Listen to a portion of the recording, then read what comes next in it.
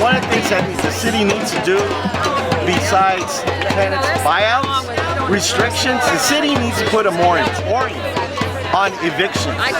We made that demand a year ago. And the mayor and Leno and Campos and Amiano said we're going to go to Sacramento and we're going to change the law to protect San Francisco. We weren't in agreement with that at all. But we supported that. We went to Sacramento and we went and fought the fight. But at the end of the day, they were not successful. Campos, Amiano, the mayor, and Leno were not successful in getting a moratorium on evictions from Ellis Acts here in San Francisco. And so we're back to stating to the Board of Supervisors and the mayor that they need to put a moratorium on all evictions in San Francisco to protect the people of San Francisco. Because when you look at over 4,000 households that have been evicted in San Francisco, you got an epidemic. That's what you got. You got an epidemic. And you know, if you love and care about the natives of San Francisco, then you would do that.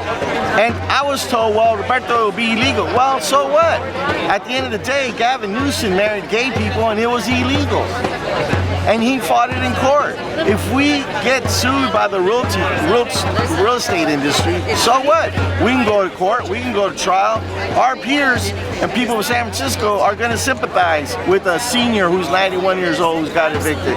Our peers are going to support a disabled person who got evicted. Our peers are going to support a family who got evicted. Our peers are going to support the artists. At the end of the day, any judge and any jury in the right mind is going to uphold the moratorium of evictions in San Francisco at the end of the day. So, getting back to Campos's legislation, he's got to do more. That's not enough. Because at the end of the day, yeah, you can say, well, the buyouts are going to cost more. Well, let me tell you, the industry, the real estate industry has created LLCs. No longer is it landlords. Now it's LLCs that are going in and evicting people, and they got money. They will pay you to get out. They will pay an arm and a leg to have you move out, because they know once they move you out, when they flip that house, they're going to make more money and will cover the cost of the buyout. That's the reality of what's going on right here. So buyouts and increasing the fees on buyouts is not the solution. The solution is put a moratorium on evictions in San Francisco. One more question. Let's say that let's say that a buyout law gets passed, or even a moratorium law gets passed. How do you think landlords or whoever should be penalized if they break the law?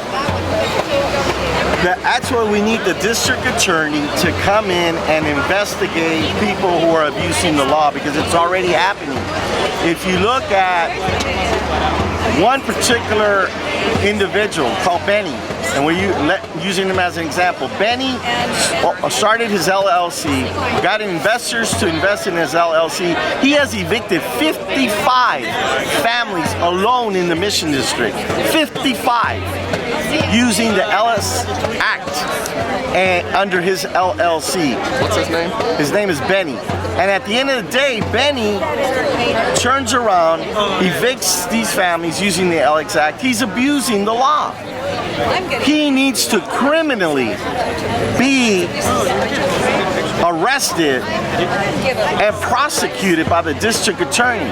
We've asked the mayor, we've asked the Board of Supervisors to look into Benny. None of them looked into it. He's still out there, but guess what? We had a little angel. We went to the federal government. The federal government just arrested Benny. We've had to go to the federal government, and that's what's wrong with San Francisco, is that San Francisco, the mayor and the Board of Supervisors and the district attorney and the city attorney are not protecting the people of San Francisco. And the city needs to go after every realtor and every LLC that's abusing the Ellis Act law. Because if you read the law of Ellis Acts, it does not allow for what's going on today in San Francisco. Okay.